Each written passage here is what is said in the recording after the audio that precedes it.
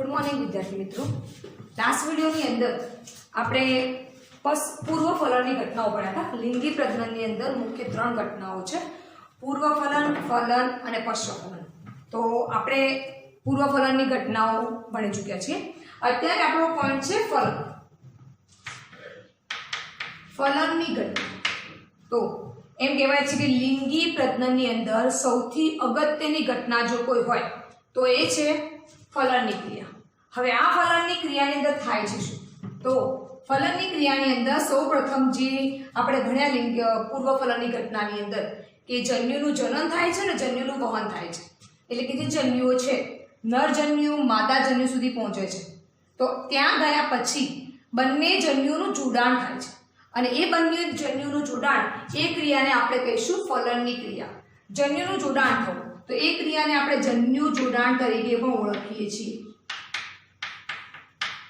એને એક બીજા શબ્દોમાં જન્યુ યુગ્મન પણ કહેવાય છે કે જન્યુનું જોડાણ થવું એને આપણે જન્યુ યુગ્મન તરીકે પણ ઓળખીએ છીએ। તો ફલન જેને આપણે જન્યુ જોડાણ કહીશું અને જન્યુ યુગ્મન પણ કહીશું। જન્યુ યુગ્મન અને ફલન એ બંને એકબીજા માટે વપરાતા રૂપાંતરિત શબ્દો છે, એટલે કે આપણે જન્યુ યુગ્મનને ફલન પણ કહી શકીએ છીએ અને ફલનને જન્યુ યુગ્મન પણ કહી શકીએ છીએ।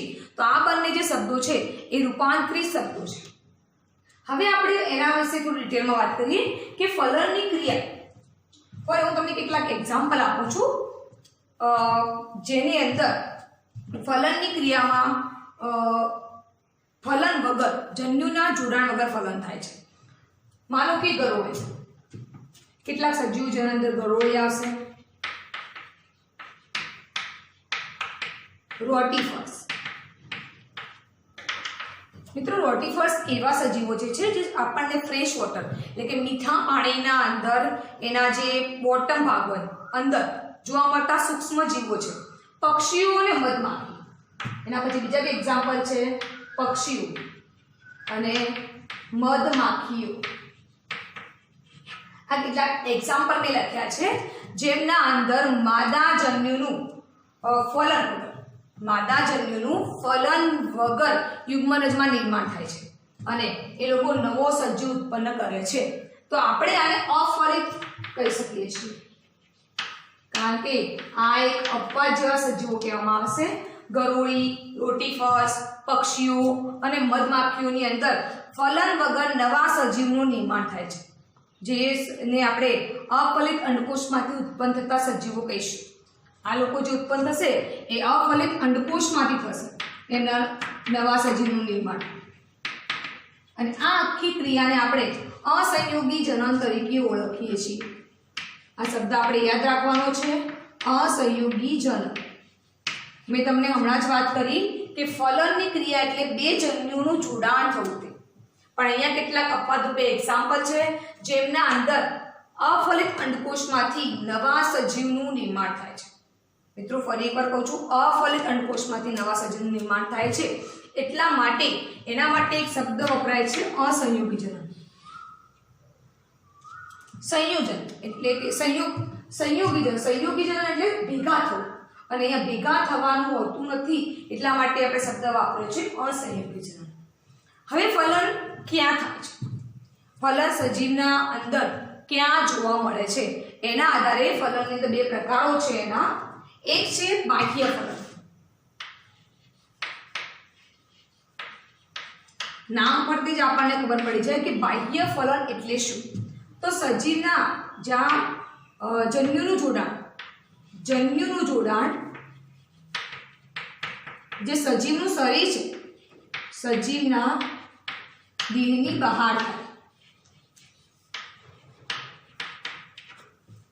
તો એને બાહ્ય ફલન કહેવાય।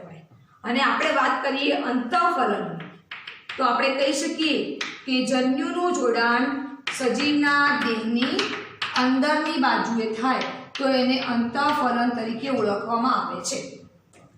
બરાબર, અહીંયા બંને વ્યાખ્યા આપણે ધ્યાનથી જોઈશું કે બાહ્ય ફલન એટલે જન્યુનું જોડાણ સજીવના દેહની બહારની બાજુએ અને અંતઃફલન એટલે કે જન્યુનું જોડાણ સજીવના દેહની અંદરની બાજુએ થાય તો એને આપણે અંતઃફલન કહીશું।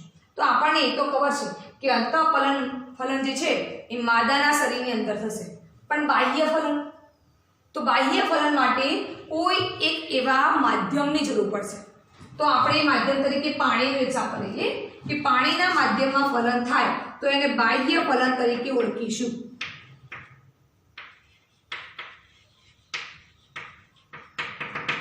પાણીના માધ્યમમાં આપણે 11 સાયન્સમાં એક એક્ઝામ્પલ ભણી ગયા દેડકાનું કે જેના અંદર ફલન પાણીના અંદર થાય છે. ના બીજા કેટલાક એક્ઝામ્પલ છે. કેટલીક લીલ, માછલીઓ અને કેટલાક ઉભયજીવીઓ.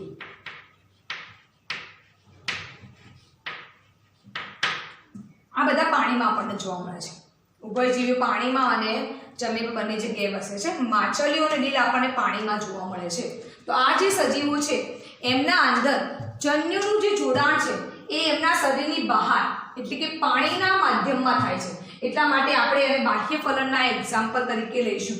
હવે આની અંદર આપણે વાત કરીએ તો આ જે સજીવો બાહ્ય ફલન ધરાવતા સજીવો છે એમના અંદર નર અને માદા વચ્ચે એક ચોક્કસ પ્રકારનો તાલમેલ જોવા મળશે આપણને. તાલમેલ કેમ જોવા મળશે આપણને? તો એનું એક કારણ છે કે જ્યારે નર અને માદા પોતાના જન્યુ પાણીની અંદર ઠાલવે છે એ દરમિયાન બંનેનો ટાઈમિંગ સરખો હોવો જોઈએ. નહીં તો કેવું થશે કે નર જન્યુ અને માદા જન્યુ અલગ અલગ ટાઈમે જો પાણીમાં ભેગા થાય તો એનું ફલન થવું શક્ય નથી. તો એ બધા સજીવો વચ્ચે એક ચોક્કસ પ્રકારનો આપણને તાલમેલ જોવા મળશે. એના પછી એક બીજી પોઈન્ટની ચર્ચા કરીએ કે અહીંયા જે આ સજીવો છે એ પોતાની આજુબાજુના જે માધ્યમ, આપણે આ માધ્યમ પાણીનું છે એની અંદર મોટી સંખ્યામાં જન્યુઓ ઠાલવે છે. એ લોકો મોટી સંખ્યામાં જન્યુઓ કેમ ઠાલવે છે? તો એના માટે કેટલાક પરિબળો જવાબદાર ભજવે છે, જેથી કે પાણીની અંદર જો મોટી સંખ્યામાં જન્યુઓ ઠાલવશે તો એના કારણે એના જે જોડાણ છે એની તક વધશે. બાકી જો એની ક્વોન્ટિટી ઓછી હશે તો એની તક જે છે જન્યુના જોડાણ થવાની એ ઘટી જતી હોય છે. એટલા માટે આ બધા જે સજીવો છે એ પોતાના જે જન્યુઓ છે એ મોટી સંખ્યામાં પાણીમાં ઠાલવતા હોય છે. આપણા માટે કેટલીક ભયજનક પરિસ્થિતિઓ પણ છે. ભયજનક પરિસ્થિતિઓ શું? તો કે આ જે સજીવો જે છે એમને પોતાના જન્યુ પાણીમાં ઠાલવ્યા પછી ફલનની ક્રિયા થશે અને એમાંથી એમના જે નવા સજીવો છે જે બાળકો એમનો વિકાસ થશે. પણ એ સજીવો પુખ્તતાએ પહોંચ્યા પહેલા એમને ભયજનક પરિસ્થિતિમાંથી પસાર થવું પડે છે. ભયજનક પરિસ્થિતિમાંથી તો એમના માટે પાણીની અંદર ભયજનક પરિસ્થિતિ શું હોઈ શકે? તો પહેલું કે પાણીની અંદર ઘણા બધા બીજા સજીવો હશે જે આમનો ખોરાક તરીકે ઉપયોગ કરી લેશે. કહેવાય છે કે મતલબ કે આ જે સજીવો છે એમના જે બચ્ચા છે આપણે કહીએ છીએ કે નાની માછલીઓને મોટી માછલીઓ ખાઈ જાય છે. મતલબ પાણીમાં રહેતા મોસ્ટલી બધા સજીવો એ માંસાહારી હોય છે. એટલે એ પોતે નાના જીવોનો ખોરાક તરીકે ઉપયોગ કરતા હોય છે. તો આ જે સજીવો છે એમના જે ફલિતાંડ હશે કે જે એમના બચ્ચા હશે કે ઈંડા હશે એમનો ખોરાક તરીકે ઉપયોગ કરી લેશે. તો એના કારણે થઈ આ લોકોના જે બચ્ચાઓ છે કે ઈંડાઓ છે એમને ભયજનક પરિસ્થિતિમાંથી પસાર થવું પડે છે. એ પાણીમાં એમને નાશ પામવાની જે શક્યતાઓ છે એ ઘણી બધી વધી જતી હોય છે. તો આ થઈ બાહ્ય ફલનની વાત કે બાહ્ય ફલનની અંદર આપણે એક્ઝામ્પલ જોયા અને આપણે એ વસ્તુ ખૂબ જ ધ્યાન રાખવાની છે કે એ બધા સજીવો વચ્ચે એ ખૂબ જ મહત્વનો તાલમેલ હોય છે. અને બીજું કે એ પુખ્તતાએ પહોંચે છે એના પહેલાં એમને ભયજનક સ્થિતિમાંથી પસાર થવું પડે છે. અને ભયજનક મેં સૌથી મોટો ભય છે ભક્ષકોનો. એ ભક્ષકો એમનો ઉપયોગ ખોરાક તરીકે કરી લેતા હોય છે. એના પછી આપણે વાત કરીએ તો અંતઃફલનની અંદર. તો અંતઃફલનના એક્ઝામ્પલ આપણે અહીંયા લખીશું.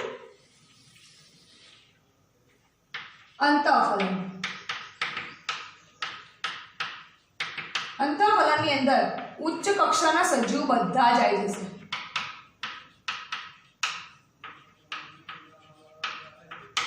ઉચ્ચ કક્ષાના સજીવો મેં લખ્યું છે. એની અંદર ઉચ્ચ કક્ષાની વનસ્પતિ અને ઉચ્ચ કક્ષાના પ્રાણીઓનો પણ સમાવેશ થશે.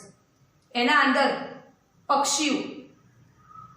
પક્ષીઓને આપણે વિહંગ તરીકે ઓળખીએ છીએ. સસ્તન, જે આપણે જો કહીએ તો ઉચ્ચ કક્ષાના સજીવોમાં આવી જતા હોય છે. આ બધાનો અહીંયા આપણે એક્ઝામ્પલ લઈશું. સરીસૃપ પણ આના એક્ઝામ્પલમાં આવશે. તો અહીંયા જે ઉચ્ચ કક્ષાના સજીવો જે છે એ બધાની અંદર ફલન શરીરની અંદરની બાજુ થતું હોય છે. તો આપણે એક વસ્તુ ધ્યાનમાં રાખવી પડશે કે અંતઃફલન જે ક્રિયા થઈ રહી છે એમાં ફલનની જે ક્રિયા છે એ માદાની અંદરની બાજુ થશે, એટલે કે માદાના શરીરના અંદરની બાજુ થતી હોય છે. જે આપણે અહીંયા વ્યાખ્યામાં લખ્યું છે કે જન્યુનું જોડાણ સજીવના દેહની અંદરની બાજુ થાય તો એને અંતઃફલન તરીકે આપણે ઓળખીએ છીએ. અહીંયા સરીસૃપનું એક્ઝામ્પલ હું લખી દઉં છું. આપણે આપણી પોતાની વાત કરીએ કે મનુષ્ય, તો મનુષ્યની અંદર પણ અંતઃફલન જોવા મળે છે. હવે વાત કરીએ કે અહીંયા જે સજીવો જે છે એમના અંદર જે નર છે, નર એના જન્યુ ચલિત હશે હંમેશા. નરના જન્યુ હંમેશા કેવા જોવા મળશે આપણને? ચલિત. કારણ કે મેં અહીંયા કીધું તમને આ થોડી વાર પહેલા જ કે માદાના શરીરની અંદર ફલન થાય છે. તો માદાના જે અંડકોષો હશે કે માદા જન્યુઓ હશે એ એના શરીરમાં જ રહેશે, પણ સામે જે નરજન્યુઓ છે એમને વહન કરી અને માદાના શરીરની અંદર જવાનું હોય છે. એટલે નરજન્યુઓ હંમેશા ચલિત હશે અને જે માદા જન્યુ છે એ અહીંયા કેવા હશે? અચલિત. તો નરજન્યુ જે ચલિત છે એ પોતે માદાની અંદર અંડકોષ સુધી વહન પામે છે.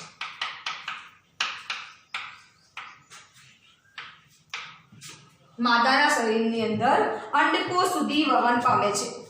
બીજી વાત કરીએ કે જે શુક્રકોષો છે એ મોટી સંખ્યામાં હશે. શુક્રકોષોની સંખ્યા ખૂબ જ વધારે હશે, એટલે આપણે લખી દઈએ કે મોટી સંખ્યામાં આપણને જોવા મળશે. જેની સામે આપણે કહી શકીએ કે માદા જન્યુની જે સંખ્યા છે એ ખૂબ જ ઓછી હશે. આની સાપેક્ષે ઘણી ઓછી હશે. કારણ કે કેવું છે કે માદા જન્યુને વહન કરીને ક્યાંય જવાનું હોતું નથી, પણ નર જન્યુને વહન થઈને છે માદાના એક અલગ સજીવના શરીરની અંદર જવાનું હોય છે. એટલા માટે નર જન્યુની સંખ્યા ખૂબ જ વધારે હશે, જેની સાપેક્ષે માદા જન્યુની સંખ્યા જે છે એ ખૂબ જ ઓછી હશે. બીજા એક્ઝામ્પલની વાત કરીએ કે બીજધારી વનસ્પતિઓ. આપણે વનસ્પતિ અહીંયા આપણે પ્રાણીઓ વિશે જોઈ ચૂક્યા છીએ. હવે આપણે વાત કરીએ વનસ્પતિઓમાં. એક્ઝામ્પલ તરીકે આપણે બીજધારી વનસ્પતિઓની વાત કરીએ. બીજધારી વનસ્પતિઓમાં સપુષ્પી હશે, આપણને બધાને ખબર છે. તો એની અંદર પુષ્પની અંદર સ્ત્રીકેસર, પુંકેસર જેવા ભાગ હશે. તો આપણે વાત કરીએ છીએ કે જે વનસ્પતિ છે એના અંદર જે નરજન્યુ છે એ પોતે અચલિત છે. બરાબર? નરજન્યુ પોતે અચલિત છે. તો એ અચલિત નરજન્યુ માદા જન્યુ સુધી કોના દ્વારા પહોંચે છે? તમને કહી દઉં કે નરજન્યુ છે ને એ આવા હોય છે.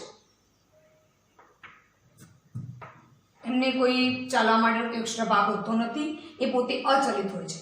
તો એ પોતે એની આજુબાજુ એક આવરણ હોય છે સ્પોરોપોલિનનું, આ રીતે. અને તમે જોઈ શકો છો વચ્ચે જે સ્પેસ છે એમાંથી એને આપણે જનન છિદ્ર કહીશું. અને નરજન્યુ માદા સુધી પહોંચવા માટે અહીંયા આ જે જગ્યા છે એમાંથી પરાગ નલિકાનો વિકાસ કરશે, આ રીતે. અને પછી આ જન્યુ છે અહીંયા સુધી આવી જશે. તો આને કહેવાય પરાગ નલિકા.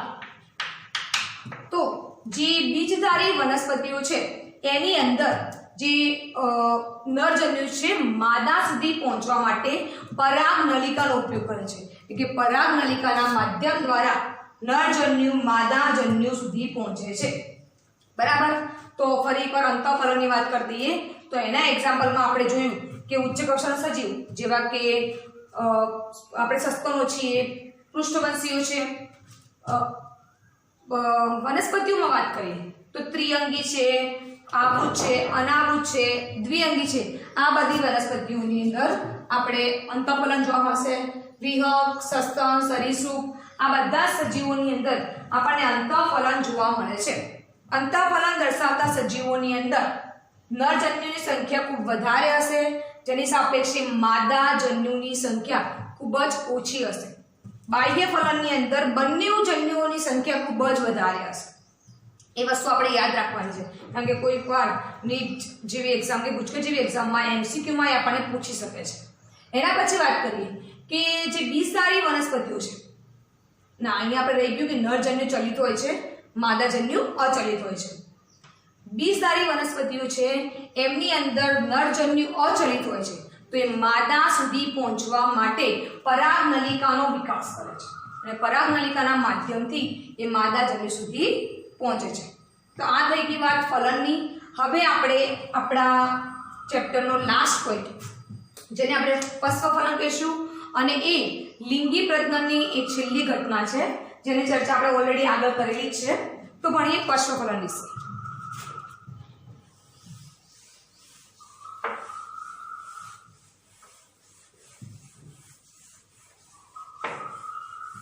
પશ્વફલનની જે ઘટના છે એ મુખ્ય બે ઘટનાઓ પર આધારિત છે.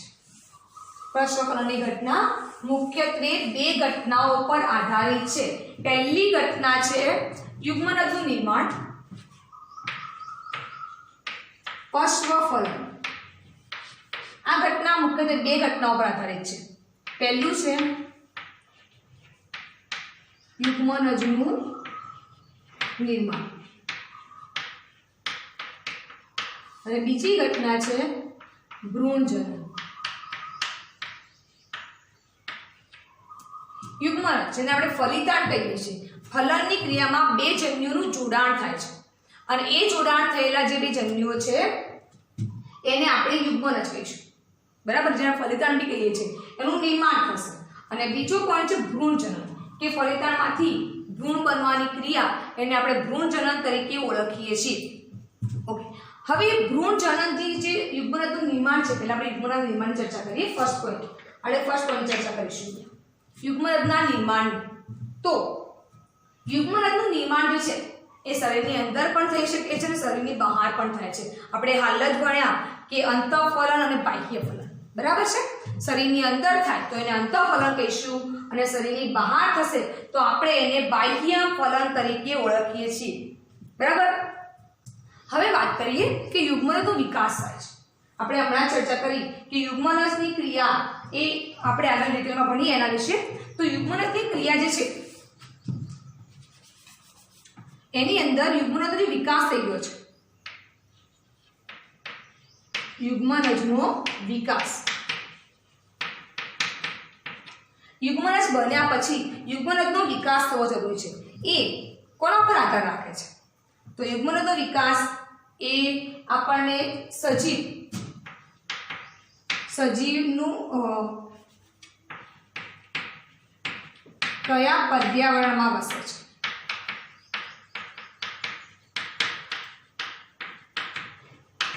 યુગ્મનદનો વિકાસ પહેલા એ પોઈન્ટ પર આધાર રાખે છે કે સજીવ પોતે કયા પર્યાવરણમાં વસે છે અને કેવા પ્રકારનું જીવન ચક્ર દર્શાવે છે અને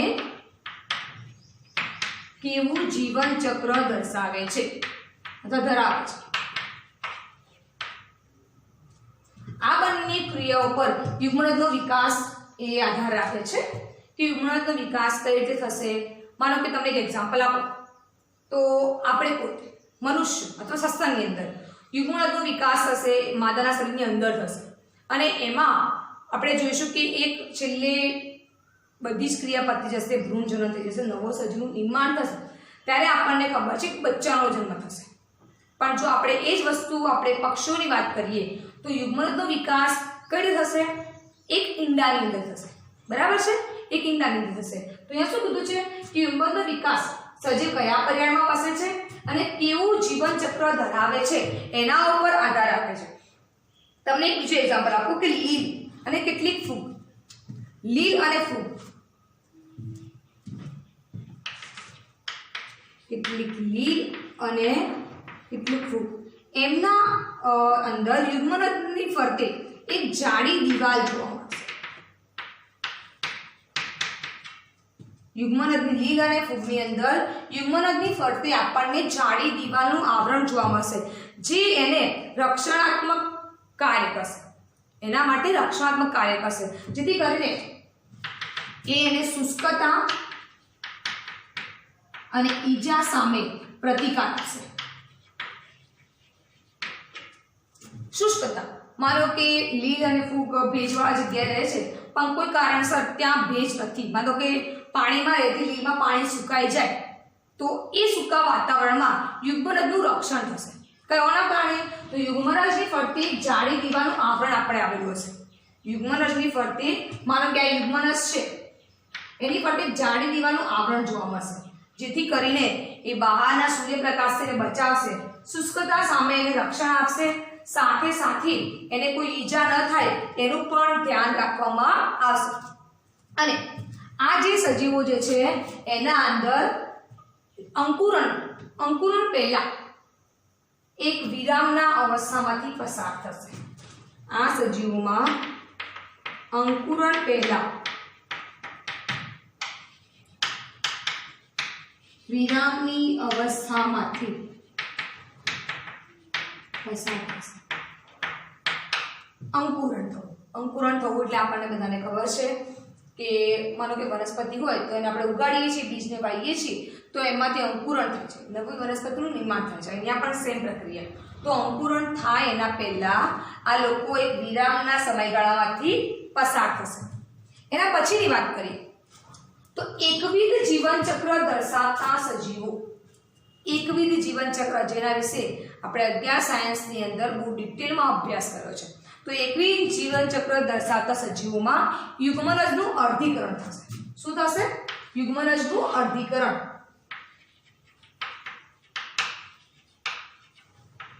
એકવિધ જીવનચક્ર દર્શાવતા સજીવોમાં યુગ્મનજનું અર્ધીકરણ થાય.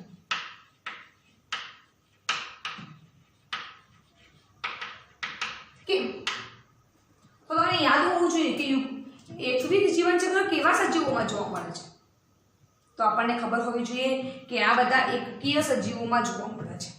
તો જે યુગ્મનજનું નિર્માણ થાય છે તો અહીંયા આ સજીવોની અંદર યુગ્મનજનું અર્ધીકરણ થવું જરૂરી છે, કારણ કે આપણને ખબર છે કે યુગ્મનજ એટલે 2n હશે અને એમાંથી ઉત્પન્ન થતા અર્ધીકરણને પરિણામે જે પણ સજીવ ઉત્પન્ન થશે એ n હશે. અને મેં તમને કીધું એ પ્રમાણે કે એકવિધ જીવનચક્ર જે સજીવો ધરાવે છે એ સજીવોની જે કોષની જે રચના છે એ એકકીય હોય છે, એટલે કે n હોય છે, અને યુગ્મનજ દ્વિકીય હોય છે હંમેશા. તો એમના અંદર અર્ધીકરણ થવું જરૂરી છે અને આ રીતે નવા સજીવો જે ઉત્પન્ન થશે એમની શરીર રચના કેવી હશે? એકકીય. આ વસ્તુ આપણે હંમેશા યાદ રાખવાની છે કે એકવિધ જીવનચક્ર ધરાવતા સજીવો હંમેશા n હોય છે. યુગ્મનજ 2n હશે તો આપણને ખબર છે કે 2n માંથી n કરવું હશે તો હંમેશા આમના અંદર અર્ધીકરણની ક્રિયા થશે. આવું બધા સજીવોમાં થતું નથી. આપણે પોતે વાત કરીએ તો આપણા શરીરની દરેક કોષ દ્વિકીય છે, તો આપણું જે યુગ્મનજ છે એના અંદર અર્ધીકરણની ક્રિયા થશે નહીં, પરંતુ સમભાજનની ક્રિયા થશે.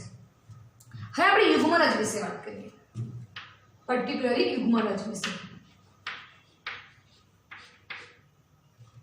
યુગ્મ નિર્માણ આપણને ખબર છે કે એક નરજન્યુ હશે, શુક્રકોષ જેને આપણે n કહીશું, માદાજન્યુ જેને આપણે અંડકોષ કહીશું, જેને આપણે એને પણ આપણે n તરીકે લઈશું કારણ કે એ પોતે અર્ધીકરણની ક્રિયા દ્વારા n ઓલરેડી બની ચૂક્યા છે.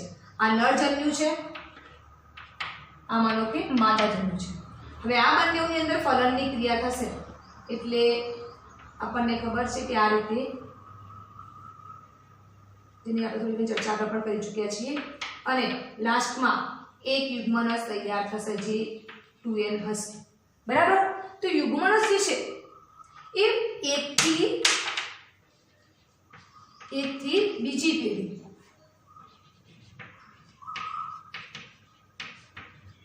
ને જોડતી કડી છે. એક પેઢીથી બીજી પેઢીને જોડતી કડી છે. કારણ કે યુગ્મનજ જે છે એ અત્યારે ફલિતાંડ આપણે કહીએ છીએ એને, તો એ માદાના શરીરમાં છે, કોઈ સ્ત્રીના શરીરમાં હોય, કોઈ પણ માદા. બરાબર? આ આપણે એક્ઝામ્પલ લખ્યા હતા એમાંના કોઈ પણ માદાના શરીરમાં જોવા મળશે. તો માદા કે નર એ બંને જે પિતૃઓ છે એ પિતૃઓ પ્રથમ પેઢી કહેવાશે, મતલબ એક પેઢી કહેવાશે. અને આમાંથી હવે નવા સજીવનું નિર્માણ થશે તો એ બીજી પેઢી કહેવાશે। તો યુગ્મનજ એ બંને પેઢીઓને જોડતી એક કડી તરીકે આપણે લઈ શકીશું, બરાબર છે। હવે વાત કરીએ મનુષ્યની, પર્ટિક્યુલર આપણે પોતાની વાત કરીશું। તો આપણે પોતે લિંગી પ્રજનન દર્શાવીએ છીએ। લિંગી પ્રજનનની આપણને ખબર હોવી જોઈએ કે લિંગી પ્રજનન દર્શાવીએ છીએ અને આપણા બધાના સજીવના કે લિંગી પ્રજનન દર્શાવતા દરેકે દરેક સજીવના જીવનની શરૂઆત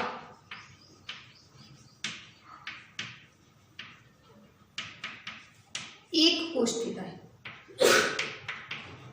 હંમેશા એક જ કોષથી થતી હોય છે અને એ એક કોષ એટલે આપણા માટે છે આપણું યુગ્મનજ।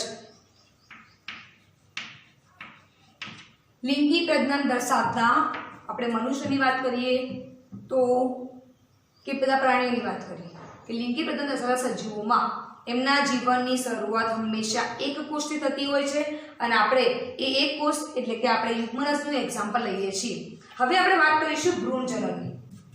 અહીંયા સુધી આપણે યુગ્મનજનું નિર્માણની વાત પૂરી થાય છે। હવે આપણો નેક્સ્ટ પોઈન્ટ છે ભ્રૂણજનન।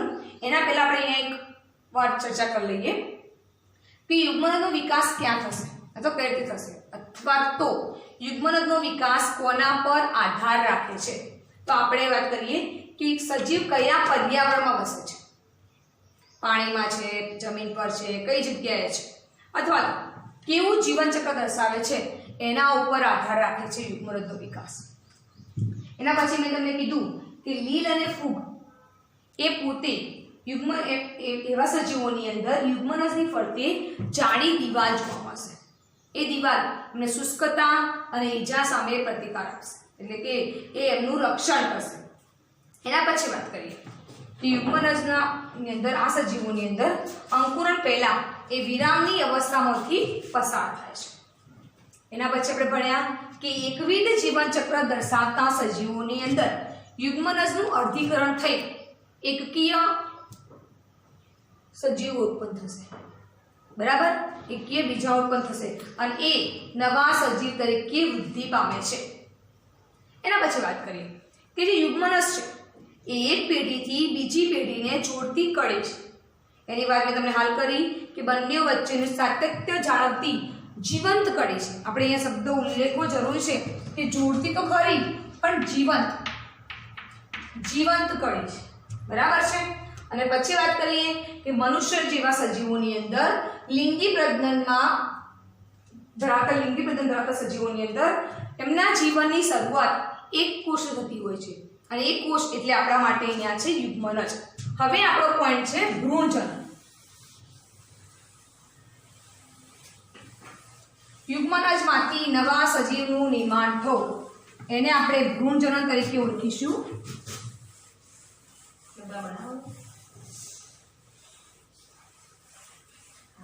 બરાબર છે ભ્રૂણજનન। હવે વાત કરીએ કે ભ્રૂણજનન એટલે શું? તો યુગ્મનજનો ભ્રૂણમાં વિકાસ થવો એ ક્રિયાને આપણે કહીશું ભ્રૂણજનન। યુગ્મનજનું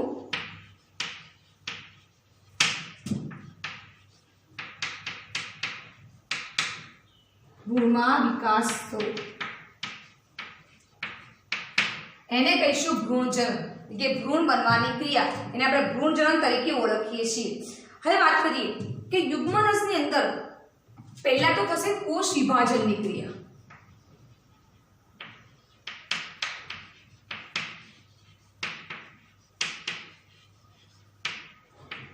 કોષ વિભાજનની ક્રિયાની અંદર આપણને ખબર છે કે કોઈ એક કોષ છે યુગ્મનજ 2n હશે તો એમાંથી ફરીથી બે નવા કોષ 2n ઉત્પન્ન થશે, એટલે કે આની અંદર જેટલા રંગસૂત્રો હશે એટલા જ રંગસૂત્રો એના બે બાળકોષોની અંદર જોવા મળશે અને એમ કરતાં કરતાં 2 પછી 4 8 16 32 64 એવા ઘણા બધા કોષોમાં વધારો થશે। તો એને કહીશું કોષોની સંખ્યામાં થતો વધારો।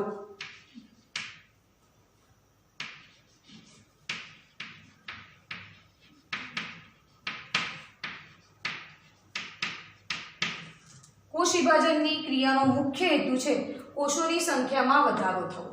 તો આપણે ભ્રૂણજનનની અંદર યુગ્મનજનું કોષ વિભાજન થશે એટલે એક કોષમાંથી 2, 2 માંથી 4, 8, 16 ડબલ થતા રહેશે. એટલે એમ કરતા કરતા ઘણા બધા હજારો કોષો ઉત્પન્ન થશે. એના પછીની ક્રિયા થશે કોષ વિભેદનની ક્રિયા.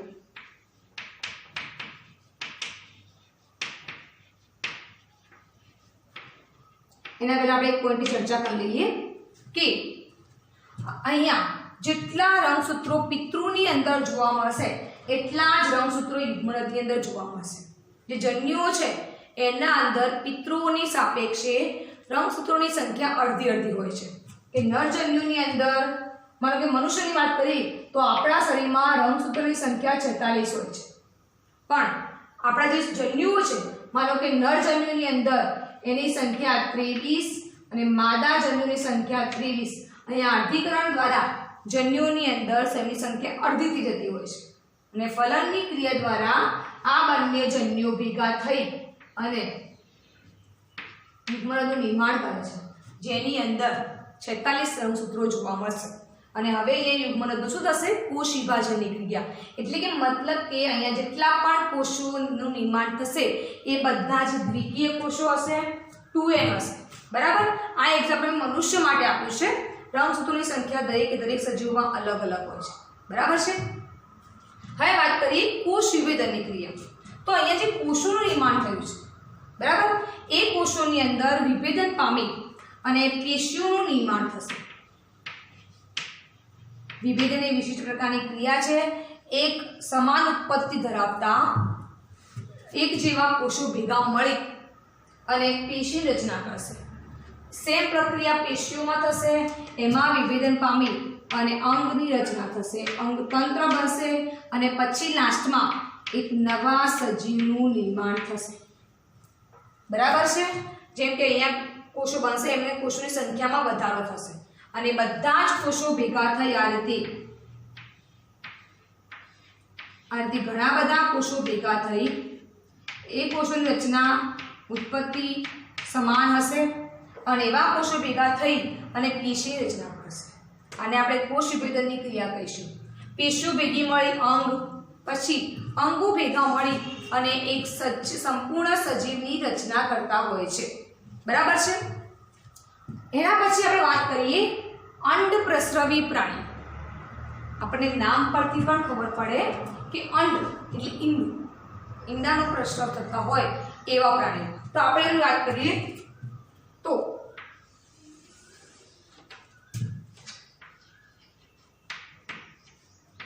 અંડપ્રસ્રવી પ્રાણી.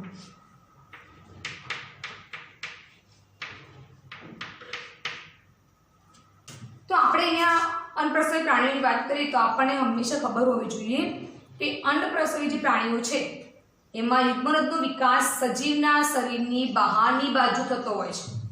બરાબર? યાદ રાખવું જરૂરી છે કે સજીવના શરીરની બહાર યુગ્મનદનો વિકાસ થશે. તો હું લખું છું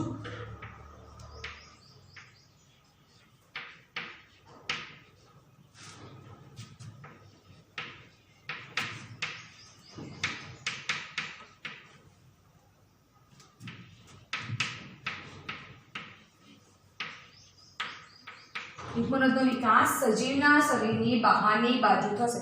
અહીંયા એક બીજી વસ્તુ યાદ રાખવાની છે કે યુગ્મનદ મતલબ કે જે ઈંડું છે એ ફલિત અથવા અફલિત અંડકોષ ઈંડા આ લોકો ત્યાગ થતા હોય છે. પક્ષીઓ આના એક્ઝામ્પલમાં આપણે લઈ શકીશું, સરીસૃપ પણ લઈ શકીશું. આના એક્ઝામ્પલમાં હું તમને લખું છું સરીસૃપ પક્ષી, જેને આપણે વિહંગો તરીકે ઓળખીએ છીએ. બરાબર? આ બે એક્ઝામ્પલ આપી છે, તમે ઉભયજીવીઓ પણ લઈ શકો છો.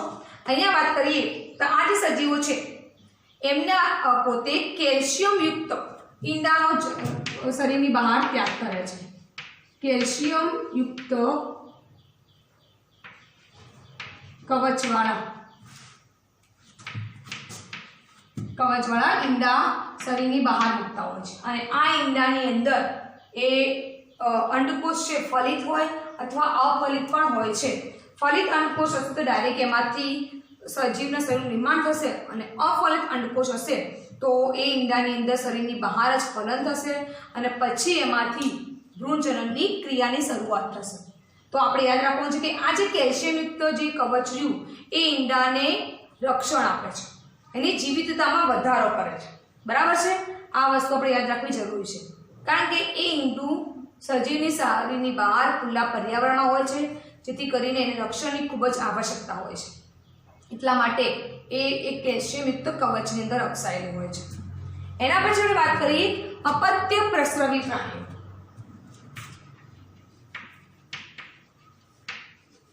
અપત્ય પ્રસવી પ્રાણીઓ જેમાં અહીંયા અંડ પ્રસ્રવી પ્રાણીઓ જે છે એ ઈંડાને જન્મ આપે છે, તો અપત્ય પ્રસવી જે પ્રાણીઓ છે એ બચ્ચાને જન્મ આપે। આ વસ્તુ આપણને બધી ખબર છે। બીજું કે એમના અંદર યુગ્મનદનો વિકાસ શરીરની અંદરની બાજુ થાય છે,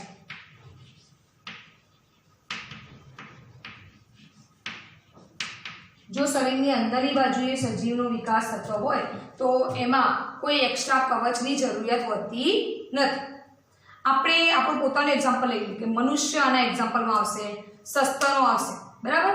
આ બધાની અંદર એટલે કે બધા સસ્તનો અપત્ય પ્રસવી પ્રાણીઓ તરીકે ઓળખવામાં આવે છે, કારણ કે બધા જ બચ્ચાને જન્મ આપે છે। હવે આપણે એ કહી શકીએ કે જો માદાના શરીરમાં, સ્ત્રીના શરીરમાં હંમેશા એનો વિકાસ થતો હોય છે, તો માદાના શરીરમાં યુગ્મનદનો વિકાસ થતો હોય છે, તો એના કારણે જે નવો જન્મનાર સજીવ છે એનું સારી રીતે રક્ષણ મળશે, એની ઉત્તર જીવિતતામાં વધારો થશે।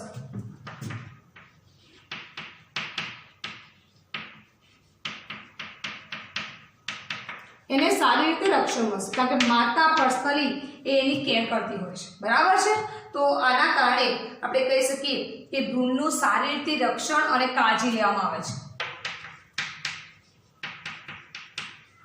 ચોક્કસ રીતે રક્ષણ થાય છે અને ભ્રૂણની ચોક્કસ રીતે કાળજી પણ લેવામાં આવે છે, બરાબર છે। તો અપત્ય પ્રસવી પ્રાણીઓ છે એ અંડ પ્રસવી પ્રાણીઓની સાપેક્ષે બચ્ચાઓનું સારી રીતે રક્ષણ અને એની કેર કરી શકતા હોય છે, બરાબર છે। એના પછી આપણે આગળ વાત કરીએ, અહીંયા આપણે બધા પ્રાણીઓના એક્ઝામ્પલ જોઈ રહ્યા છીએ। હવે આપણો લાસ્ટ પોઈન્ટ છે સજીવો, સોરી વનસ્પતિઓ વિશે। તો અહીંયા શું દર્શાવી દીધું તમને કે વનસ્પતિઓમાં યુગ્મનદનો વિકાસ કઈ રીતે થતો હોય છે।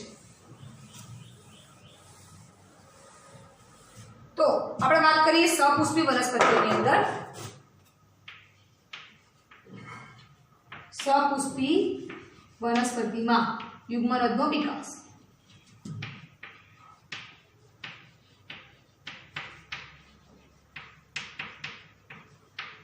આપણે પ્રાણીઓની અંદર યુગ્મનદના વિકાસ વિશે ભણી ચૂક્યા છીએ। હવે આપણે સપુષ્પી વનસ્પતિઓમાં યુગ્મનદનો વિકાસ વિશે ભણીશું। તો સપુષ્પી વનસ્પતિઓમાં યુગ્મનદનો વિકાસ અંડકમાં થાય છે,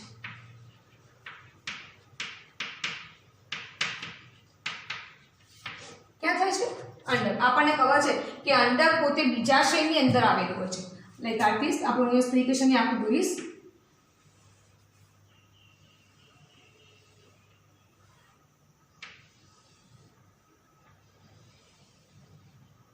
આ રીતે અંડક આવેલું હોય છે અને આની અંદર અંડક એકચ્યુઅલી આટલું મોટું તો નથી જ હોતું। આ અંડકની અંદર યુગ્મનદનો વિકાસ થતો હોય છે, કારણ કે અંડકોષ અહીંયા હોય છે અને નરજન્યુ આની અંદર એન્ટર થાય છે, તો અહીંયા યુગ્મનદનો વિકાસ અંડકની અંદર થાય છે। હવે આપણે વાત કરીએ કે અહીંયા કઈ ઘટક કઈ જગ્યાએ હોય છે। તો યુગ્મનજ જે છે, આ યુગ્મનજ એ પુખ્તતાએ ભ્રૂણમાં પરિણમે છે। પહેલા હું એના નામ લખી દઈશ, યુગ્મનજ। આપણે આ બાજુ લખીએ બધા નામ। આ છે યુગ્મનજ, આને આપણે અંડક તરીકે ઓળખીએ છીએ। આ બધા નામ આપણે 11 સાયન્સ અંદર ભણી ચૂક્યા છીએ। આને આપણે બીજાશય કહીશું। આ સૌથી બહારનું આવરણ છે એ બીજાશયનો ની દિવાલ કહીશું આપણે, જે એના રક્ષણાત્મક રીતે કાર્ય કરતી હોય છે। તો યુગ્મનદનો વિકાસ શેમાં થશે? ભ્રૂણની અંદર, બરાબર છે। અંડકનો વિકાસ બીજમાં થશે, બીજાશયનો વિકાસ ફળમાં, અને બીજાશયની દિવાલ જેને આપણે ફલાવરણ તરીકે ઓળખીશું. આ બધી જ ક્રિયાઓ ભ્રૂણજનન દરમિયાનની છે, યુગ્મનના વિકાસ પછીની. કે આપણું જે યુગ્મનસ છે જે અહીંયા અંડકની અંદર છે એનો વિકાસ શેમાં થશે? ભ્રૂણની અંદર. અંડકનો વિકાસ જે છે એ બીજમાં, બીજાશયનો વિકાસ ફળમાં થશે, અને બીજાશયની જે રક્ષણાત્મક દિવાલ છે એનો વિકાસ શેમાં થશે? ફલાવરણમાં, એટલે કે ફળની આજુબાજુના આવરણમાં. એક બીજી મહત્વની ઘટના થાય છે સપુષ્પી વનસ્પતિઓની અંદર. હું અહીંયા આ પુષ્પની આકૃતિ દોરું છું, તમે ધ્યાન આપજો. માનો કે કોઈ એક પુષ્પ છે, આવ્યું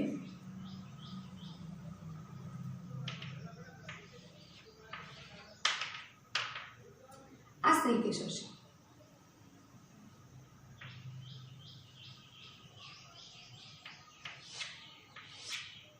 બરાબર છે. આપણે એ જોઈ શકીશું કે આ છે એનું વજ્રચક્ર છે. બરાબર છે. આ પુષ્પાસન છે, આ વજ્રચક્ર છે, આ દલચક્ર છે, આ શ્રીકેસર છે, અને માનો કે આ જે છે એ પુકેસર છે. હવે એકવાર ફલનની ક્રિયા થઈ જાય, ફલનની ક્રિયામાં અહીંયા પુકેસરનું સ્ફોટન થશે. એના પહેલાંની વાત કરી છે પૂર્વ ફલનની ઘટનાઓની અંદર, તો અહીંયા પરાગરજ ભરેલી હશે અને અહીંયા હશે અંડકોશ. તો ફલનની ક્રિયા થાય એ પહેલાં અહીંયાથી પરાગરજ ઉડીને અહીંયા પડે છે. અને મેં તમને થોડી પહેલાં વાત કરી કે પરાગરજ જે છે નરજન્યુ એ ચલિત હોતા નથી. તો પરાગ નલિકાના માધ્યમથી એ પોતે નરજન્યુને માદાજન્યુ સુધી પહોંચાડે છે. બરાબર. અને પછી આની અંદર ફલનની ક્રિયા થશે. એકવાર ફલનની ક્રિયા થઈ જાય એના પછી, ફલનની ક્રિયા થઈ જાય એના પછી યાદ રાખજો કે જે પુકેસર છે એ દલચક્ર અને વજ્રચક્ર બધું જ ખરી પડે છે, અને વધે છે તો માત્ર બીજાશય, આટલો ભાગ. બરાબર. અને એના પછી એ બીજાશયની અંદર આપણે ભણ્યા એ પ્રમાણે યુગ્મનજનું નિર્માણ થશે, અને પછી પશ્વફલનની જે ઘટનાઓ છે એ બધી થશે. હવે વાત કરીએ જે ફલાવરણ છે એ જાણી ધીમે ધીમે બીજાશય દિવાલ એ રક્ષણાત્મક અને કાર્યાત્મક કાર્ય કરતી હોય છે. તો ફલાવરણ ફળ માટે કાર્યાત્મક અને રક્ષણાત્મક રીતે કાર્ય કરતી હોય છે. બીજાશયની દિવાલ પણ કહી શકો, અને પછી ફળ માટે પણ આ ક્રિયા કરતું હોય છે. તો જે બીજાશયની દિવાલ રહે એ રક્ષણાત્મક અને કાર્યાત્મક કાર્ય કરતા હોય છે. હવે લાસ્ટ પોઈન્ટ આપણો આનો કે બીજ છે. બીજને તળે જ્યારે તમે યોગ્ય પરિસ્થિતિ હોય અને તમે એને વાવો જમીનમાં, બરાબર છે, કે બીજનું અંકુરણ કરાવો છો, તો એ અંકુરણ અનુકૂળ પરિસ્થિતિ પ્રમાણે એ નવા સજીવનું નિર્માણ કરે છે. બરાબર છે. તો બીજ જે છે એને અનુકૂળ પરિસ્થિતિ મળે તો એ અંકુરણ પામી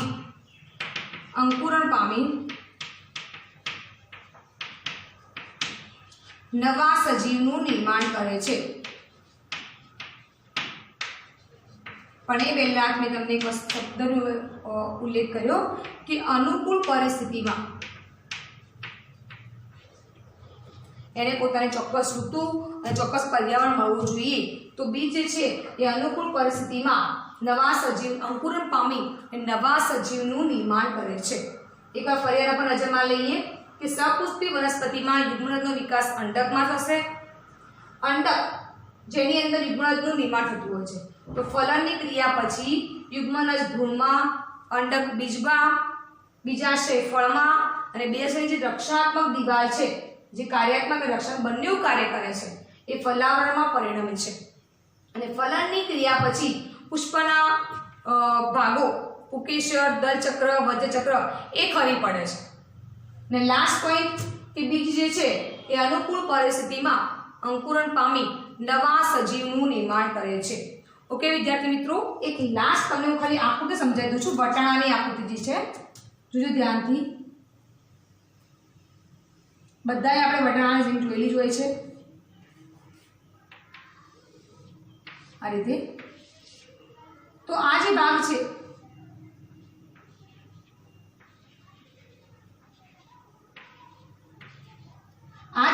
આપણે બીજ કહીશું. બરાબર છે. વટાણા દાણા આપણે બધા જોયેલા છે તો એ ભાગને આપણે બીજ કહીશું અને આ જે એક્સ્ટ્રા ભાગ છે એને આપણે ફલાવરણ કહીશું કે ફળનું બહારનું આવરણ. અહીંયા સિંગ હોય કે પછી કોઈ ફળ હોય એના બહારના ભાગને ફલાવરણ જ કહીએ છીએ. તો આની સાથે આપણું ફર્સ્ટ ચેપ્ટર પૂરું થાય છે. નેક્સ્ટ વિડીયોની અંદર આપણે નવા ચેપ્ટરની શરૂઆત કરીશું અને તમારે બધી જ નોટ્સ તમારી બુકમાં લખી દેવાની છે. આ બધું આપણે એક્ઝામ માટે ખૂબ જ જરૂરી છે. Okay, thank you.